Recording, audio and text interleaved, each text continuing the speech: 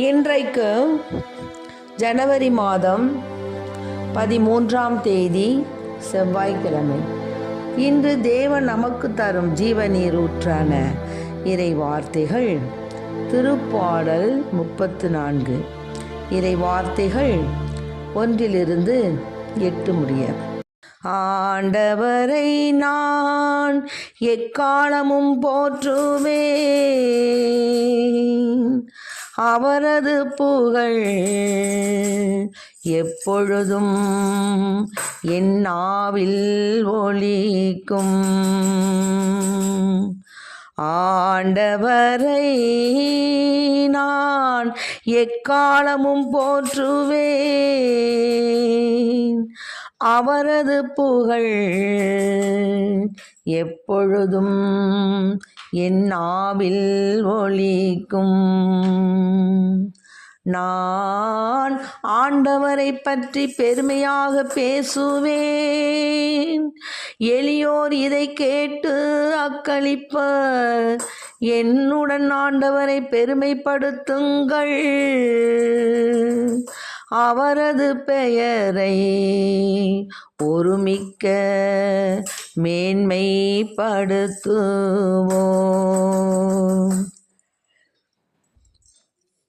ஆண்டவரை நான் எக்காலமும் போற்றுவேன் போற்றுவேன். துணை வேண்டி நான் ஆண்டவரை மன்றாடினேன், அவர் எனக்கு மறுமொழி பகர்ந்தார். எல்லா வகையான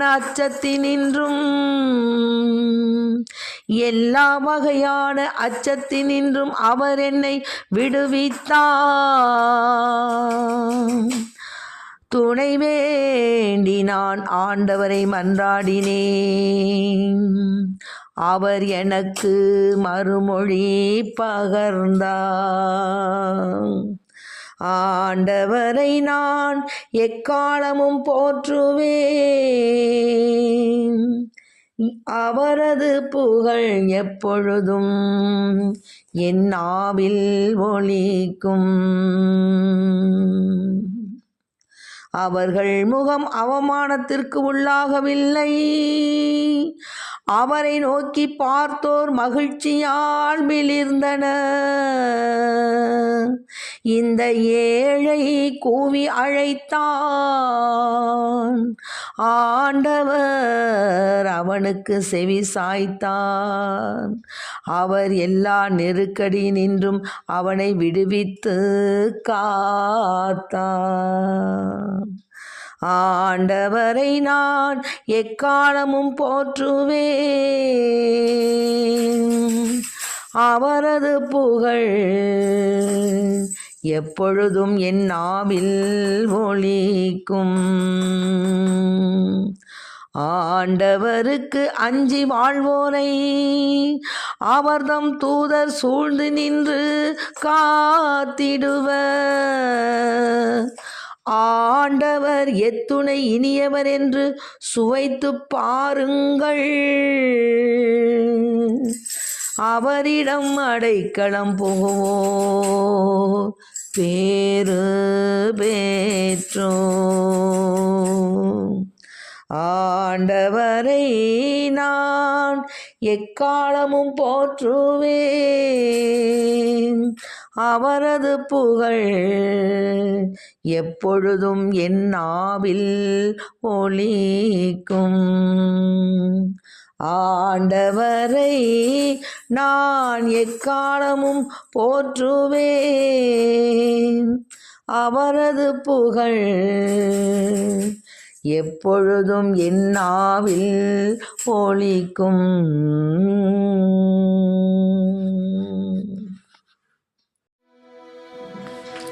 இன்றைக்கு நம் தேவன் தரும் ஜீவநீரூற்றான இறை வார்த்தைகளை கேட்டோம்.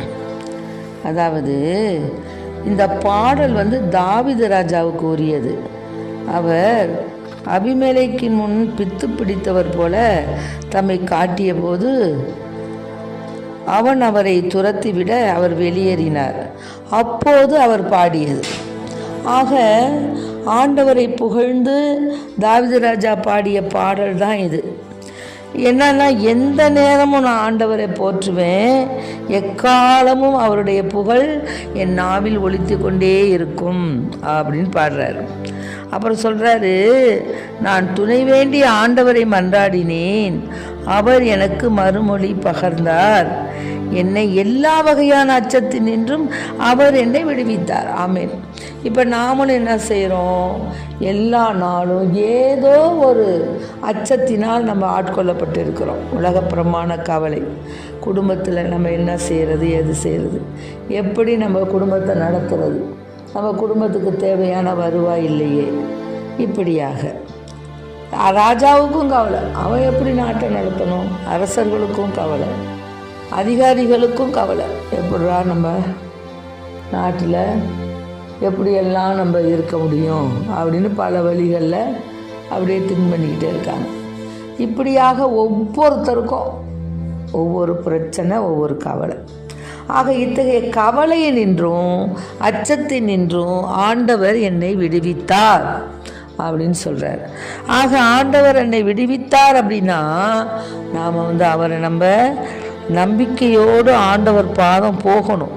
அப்பொழுது தான் அவர் என்ன பண்ணுவார், என்னுடன் ஆண்டவரை பெருமைப்படுத்துங்கள், அவரது பெயரை ஒருமிக்க மேன்மைப்படுத்துவோம். நான் ஆண்டவரை பற்றி பெருமையாக பேசினேன், எளியோர் இதை கேட்டு அக்களிப்பர். அப்புறம் சொல்கிறாரு, ஆண்டவரை நோக்கி பார்த்தோர் அவங்களுக்கு மகிழ்ச்சி தான் கிடைக்கும், அவங்களுக்கு அவமானத்திற்கு அவர்கள் உள்ளாகுவது இல்லை. ஆண்டவரை நம்பி மனிதரை நம்புவதை விட தெய்வத்தை நம்புவதே மேல். மனிதர்களிடத்தில் நாம் நம்ம கவலையை சொன்னாலும் அவங்க அன்னைக்கு கேட்குற மாதிரி கேட்பாங்க. அதுக்கப்புறம் என்ன செய்வாங்க, நம்மளை மற்றவங்கள்ட்ட போய் சொல்லி இந்த மாதிரி சொன்னாங்க, அவங்க அப்படி சொன்னாங்க, இப்படி சொன்னாங்கன்னு நம்மளை என்ன செய்வாங்க, காயப்படுத்துவாங்க. அதுதான் உண்மையாகவே நம்முடைய உள்ளத்தின் கிடைக்கைகளை, உண்மையாகவே நம்முடைய உள்ளத்தின் ஆழத்தில் உள்ள நம் துயரங்களை ஆண்டவர் ஒருவரிடம் மட்டும்தான் நம்ம சொல்லணும். மனிதரிடம் சொல்வதனால் எந்த பயனும் கிடையாது. ஆக தெய்வத்திடம் நம்ம சொல்லும் பொழுது தேவன் என்ன செய்வார், எப்படியும் நம்மை காப்பாற்றுவார். அதுக்கு தான் அடுத்த அடி சொல்கிறாங்க பாருங்கள், அவர்கள் முகல் அவமானத்துக்கு உள்ளாகவில்லை, இந்த ஏழை கூவி அடைத்தான், ஆண்டவர் அவனுக்கு செவி சாய்த்தார், அவர் எல்லா நெருக்கடி நின்று அவனை விடுவித்து காத்தார். ஆண்டவருக்கு அஞ்சி வாழ்வோரை அவர் தம் தூதர் சூழ்ந்து நின்று காத்திடுவர். ஒரு சமயம் நான் ஒரு ஜப வழிபாட்டுக்கு போகணும் அப்படின்னு சொல்லி கிளம்பிக்கிட்டு இருந்தேன். ஆனால் எனக்கு அங்கே போவதற்கு இஷ்டம் கிடையாது. ஏன்னா அங்கே அழகையானவன் ஆட்கொண்டு அந்த வீட்டு தலைவனை ரொம்ப இது பண்ணிக்கிட்டு இருந்தான். அதனால நான் என்ன செஞ்சேன், அந்த ஜப வழிபாட்டுக்கு போகிறதுக்கு கொஞ்சம் அச்சம் எனக்கு. அதனால நான் என்ன செஞ்சேன், அங்கே போகாமல் எப்படியாவது நம்ம ஏதாவது சாக்கு போக்கு சொல்லிடுவோம் அப்படின்னு பயந்துக்கிட்டு நான் இருந்துக்கிட்டு இருந்தேன். அப்போது என்னன்னு கேட்டிங்கன்னா, ஒரு பயங்கரமான ஒரு ஆபத்து எனக்கு. என்னென்னா, அங்கே ரப்பர் பேண்டு சுற்றி கேஸு சிலிண்டரையே தூக்கி கழுவுறதுக்காக போட்டிருக்குதுங்க எங்கள் பிள்ளைங்க. அப்படி போட்டிருக்கும்போது நான் என்ன செஞ்சேன், போய் வேகமாக போகும்போது அந்த சிலிண்டர் கேஸ், அந்த சிலிண்டர் இது இருக்கும் பார்த்தீங்களா, வால்வு, அந்த ரப்பர் இதில் என் கால் மாட்டி நான் விழுந்துட்டேன். ஆனால் எப்படி விழுந்தேன்னா, அப்படியே அன்னைக்கு தான் நான் நினச்சேன், ஆண்டவர் தன் தூதரை கொண்டு தாங்கினார் என்ற இந்த 34வது திருப்பாடல்களில் ஆண்டவர் அவர் தம் தூதர் சூழ்ந்து நின்று காத்திடுவார் அப்படிங்கிற இந்த 7வது வசனம் எனக்கு ஆண்டவர் எனக்கு சாட்சியமாக கொடுத்தார். நான் விழுந்தனை தவிர பக்கத்தில் இந்த பக்கம்லாம் அம்மிக்கல் எல்லாம் இருக்குது, இந்த பக்கம் வேறு என்னென்னமோலாம் இருக்குது. நான் விழுந்திருந்தேன்னா எனக்கு சரியான தலையில் தான் அடிபட்டிருக்கும். ஆனால் தேவன் என்ன செஞ்சார், அற்புதமாக தன் தூதரை கொண்டு தப்பி வைத்தார். உடனே நான் என்ன பண்ணிட்டேன், அந்த ஜப வழிபாட்டுக்கு உடனே கிளம்பிட்டேன். ஏன்னா இது இவ்வளோ பெரிய ஆபத்திலிருந்து தப்பிவித்த தேவன் நம்ம எல்லா வகையான அச்சத்தினின்றும் நம்மை பாதுகாப்பார். ஆமேன், அல்லேலூயா. அப்படிங்கிற அந்த ஒரே நோக்கத்தோடு நான் அந்த ஜெப வழிபாட்டுக்கு போனேன். ஆகவே அன்பு பிள்ளைகளை, நாம் எவ்வளவு தான் ஆண்டவருக்குள் நாம் இருந்தோம்னாலும் நம்ம நெஞ்சம் முருக நொக்குருக நெஞ்சம் அப்படியே உருக நம்ம வேண்டிக் கொள்கிற மன்றாட்டு நிச்சயமாக கேட்கப்படும். ஆகவே நாம் என்ன செய்யணும்? என்ன துன்பம் வந்தாலும் சரி, என்ன துயரம் வந்தாலும் சரி, ஆண்டவரை விட்டு விலகாதிருக்க வரத்தை எனக்கு கொடுங்கப்பா அப்படின்னு தான் நம்ம சேசப்பாட்டை கேட்கணுமே தவிர வேறு எதுவும் நமக்கு தேவையே இல்லை. அவர் நம்மோடு இருந்தாருன்னு சொன்னால் நமக்கு எல்லாமே ரெட்டிப்பான ஆசீர்வாதமாக நமக்கு கிடைக்கும்.